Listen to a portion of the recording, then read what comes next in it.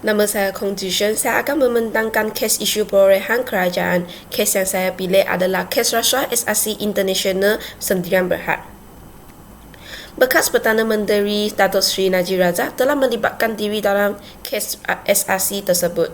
Suruhanjaya Pencegahan Rasuah Malaysia SPRM telah menunjukkan nombor ID dan maklumat terperinci mengenai kes Najib. Ini telah menjadi halaman pertama bahagian statistik penjenayah rasuah yang juga menyenaraikan senarai 632 penjenayah rasuah yang lain. Data tersebut diimpun setelah Mahkamah Tinggi Kuala Lumpur mengeluarkan keputusan pada 28 Julai 2019 yang mendapati Najib bersalah kerana mengelakkan dana SRC International Sendirian Berhad bernilai 42 juta ringgit.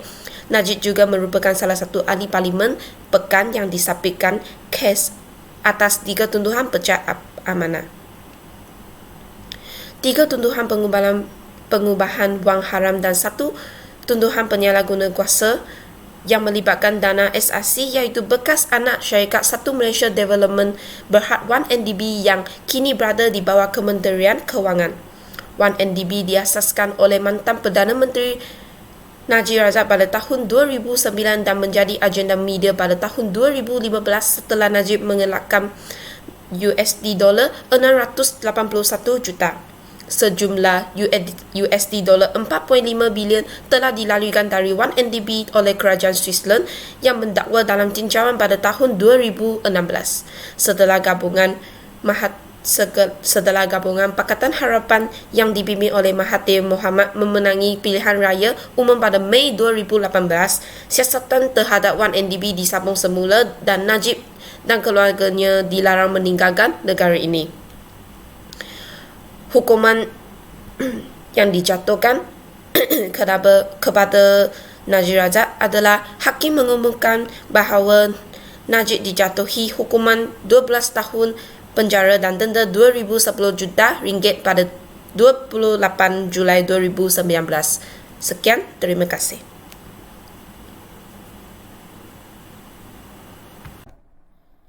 Selamat sejahtera, nama saya Ali Hawya, metrik nombor 261386. Saya akan huraikan tentang prosedur operasi standard SOP perolehan dan bentuk pelanggarannya dalam kes SRC International. Semua pihak yang terlibat dalam perolehan kerajaan, mereka haruslah memegang kepada prinsip-prinsip perolehan yang termasuk prinsip accountability awam, public accountability, diuruskan secara telus, transparansi, nilai faedah terbaik untuk kerajaan, best value for money dan lain-lain. Bagi menjamin prinsip-prinsip tersebut, prosedur operasi standard SOP perolehan yang jelas telah ditetapkan dalam Perkeliling Perbendaharaan PP. Dan PP ini merangkumi 8 topik yang berkaitan dengan perolehan kerajaan, dan dalam 8 topik ini adalah banyak tata cara dan juga SOP yang telah ditetapkan. Seterusnya saya akan menjelaskan tentang SOP yang terlibat dalam kes SRC International. Meneruskan PP, semua pihak yang terlibat dalam perolehan kerajaan termasuk penjawat awam mereka mesti menandatangani satu surat akuan iaitu Integrity Pact yang dilancarkan pada 1 April 2010.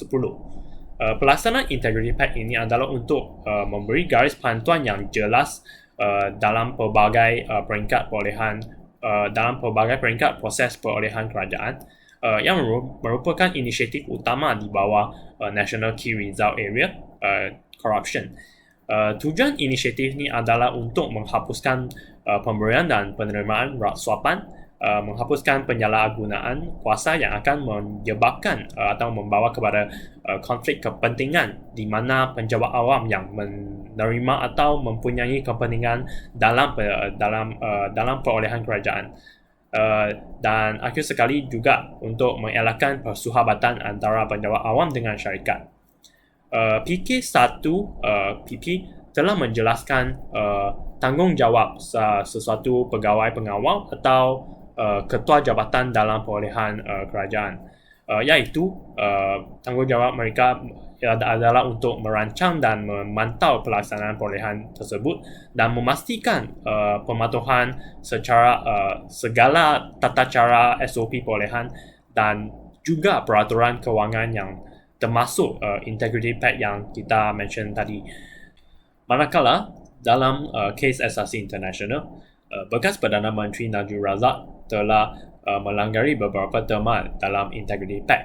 Pertama sekali, dia telah salah guna jawatannya sebagai Perdana Menteri dan juga Menteri Kewangan dalam meluluskan jaminan pembiayaan kerajaan kepada SRC International. Dia telah menggunakan kuasanya untuk mempengaruhi kabinet meluluskan jaminan pinjaman RM4 bilion daripada kumpulan wang persaraan KWAP kepada SRC International. Kemudian Najib Razak telah menerima sebanyak RM42 juta hasil haram daripada wang tersebut. Menurut Hakim kes SRC International, Hakim Nazlan, dia telah berpendapat bahawa kegagalan Najib dalam mengelakkan konflik kepentingan, conflict of interest dalam mesyuarat kabinet mengenai jaminan pembiayaan ini telah membukti niat jenayah criminal intention Najib Razak dalam kes Rasani. Selanjutnya, Najib Razak juga gagal untuk melaporkan hasil haram yang wujud dalam bank account pribadinya. Sebaliknya, dia telah menggunakan wang tersebut tanpa menentukan asal-usulnya. Selain itu, kes Rasani juga melanggari SOP dalam bentuk yang seperti yang ditulis dalam PK2PP mengenai peruntukan dan pembiayaan. PP menyatakan bahawa peraturan kewangan perlu dipatuhi dalam segala grant, peruntukan dan juga pinjaman. Manakala dalam kes SRC International ni, Najib Razak telah didapati bersalah dalam beberapa akta pencegahan, iaitu Seksyen 23, Seksyen 409 dan juga Seksyen 4 mengenai pencegahan pengubahan wang. Dan akhirnya sekali, pengawasan Najib Razak dalam meluluskan jaminan pembiayaan kepada SRC juga tidak mematuhi SOP proses aliran kerja, penyediaan, perancangan perolehan. Kerana dalam proses ini telah banyak dimanipulasi oleh Najib Razak sebagai Perdana Menteri dan juga Menteri Kewangan. Kesimpulannya, sistem yang membolehkan ahli politik campur tangan dalam sistem perolehan telah memberi banyak kesempatan dan juga peluang untuk mereka mengeksploitasi sistem ini bagi mendapatkan keuntungan atau gratification mereka sendiri. Buktinya adalah kes SRC International ini yang melibatkan Najib Razak sebagai bekas Perdana Menteri. Najib Razak, dia telah gagal mematuhi prosedur SOP perolehan dan juga banyak undang-undang kewangan. Walaupun dia sebagai ketua jabatan dengan jawatannya sebagai Perdana Menteri dan juga Menteri Kewangan haruslah bertanggungjawab memantau proses perolehan ini, mematuhi prosedur operasi standard SOP perolehan. Assalamualaikum warahmatullahi wabarakatuh dan salam sejahtera. Nama saya Muhammad Hidayat, nombor matrik 255814. Jadi saya akan teruskan perbincangan ini dengan pandangan terhadap nilai etika dan integriti pejabat awam pada masa kini. Jadi masalah etika dan integriti ini bukanlah satu yang baru dalam kalangan pejabat awam. Ia sudah menjadi satu yang biasa kita lihat dalam akhbar. So, tingkah laku yang bertanggungjawab, berkepercayaan dan jujur merupakan istilah kepada etika dan integriti. So, pertubuhan awam ini diwujudkan dengan tujuan utama iaitu untuk menyediakan keperluan kepada masyarakat dan negara. So, untuk merealisasikan tujuan demikian, satu sistem penyediaan perkhidmatan awam yang berintegriti tinggi sangat penting agar polisi atau dasar yang dibuat oleh kerajaan dapat dilakukan dengan efektif. So, keperluan untuk mempunyai integriti dalam diri setiap pejabat awam adalah untuk membina sebuah pentadbiran, pengurusan dan perkhidmatan awam yang telus, bersih dan berdisiplin. Okay, di Malaysia, sekalipun bahagian pengurusan perolehan kerajaan didatangi dengan prosedur, peraturan dan undang-undang, namun ia masih berlaku ketirisan dan penyelewengan. Secara konklusinya, Punca utama mengapa berlakunya keterusan perolehan kerajaan dalam pengurusan disebabkan kemanusiaan, di mana sikap kaki tangan ataupun pejabat awam tersebut yang tidak mempraktikkan nilai murni seperti amanah, beretika, jujur, berintegriti, telus serta adil dan saksama dalam menjalankan kerja dan tugasan yang diamanahkan. Kes-kes denial seperti keterusan perolehan ini sudah tentu boleh menyebabkan kegagalan dalam mencapai matlamat value for money dalam mentadbir dan mengurus hal-hal perolehan kerajaan. Sejak kebelakangan ini, isu etika dan integriti menimbulkan keributan di media, terutama dalam kalangan pejabat awam. Baru-baru ini dalam kes di Sabah, kerajaan memperuntukkan sebanyak 1.5 bilion ringgit Malaysia untuk menampung projek bekalan air di negeri tersebut. Namun, di bawah siasatan SPRM, iaitu Suruhanjaya Pencegahan Rasuah Malaysia, mereka mendapati bahawa nilai kos projek tersebut adalah 50% lebih rendah daripada wang yang dikeluarkan. Berkaitan isu keterusan perolehan, walaupun hanya segelintir sahaja pejabat awam yang terlibat, namun kesannya ditempiaskan terkena kepada majoriti pejabat awam di Malaysia. Oleh itu sangat penting untuk orang awam tahu bahawa hanya minoriti sahaja daripada pejabat awam di Malaysia yang tidak mempraktikkan budaya dan nilai integriti seperti yang telah ditetapkan dan terlibat dengan isu keterusan perolehan. Oleh hal yang demikian, amat penting untuk setiap pejabat awam membudayakan etika dan integriti dalam menjalankan tanggungjawab mereka. Oleh itu, saya akan teruskan pembentangan dengan rakan saya. Sekian, terima kasih. Selamat sejahtera Maiden, saya Teh Kuiting dengan nombor matris 263339. Saya akan membentangkan aliran penyiasatan peranan kedua audit negara, jawatan kira-kira wang awam dan Suruhan Pencegahan Rasuah se-Malaysia. Yang pertama, kedua audit negara. Jabatan Audit Negara merupakan agensi untuk mengaudit keuangan dalam sektor awam. Pengauditan prestasi terbahagi kepada 4 peringkat iaitu perancangan, pelaksanaan, pelaporan dan susulan. Dalam perancangan, kedua audit negara akan menyediakan memorandum perancangan audit sebelum permulaan proses pengauditan dan kedua audit negara akan memulakan proses pengauditan dengan 2 peringkat iaitu pengauditan muktamad dengan pengauditan interim. Jabatan Audit Negara akan menjalankan mesyuarat untuk membincangkan terhadap laporan audit bersama jawatan kuasa audit. Selepas penghasilan laporan audit, kedua audit negara akan memulakan proses perpedangan kepada Yang di-Pertuan Agong. Kemudian, laporan kedua audit negara dibentangkan di mesyuarat Jemaah Menteri bersama dengan Kementerian Kewangan. Dan laporan audit akan dibentangkan di Parlimen serta Dewangan Undangan Negeri. Akhir sekali, aktiviti audit susulan akan dijalankan dengan segera untuk menanangi isu tersebut. Yang kedua, jawatan kira-kira wang awam. PAC adalah salah satu jawatan kuasa bebas di Parlimen untuk mengawasi pentadbiran tanah awam dan kerajaan. Kedua audit negara akan memberikan talimat kepada PAC mengenai laporan audit. Kemudian, PAC menjalankan tugasnya dengan memeriksa laporan tahun kedua audit negara.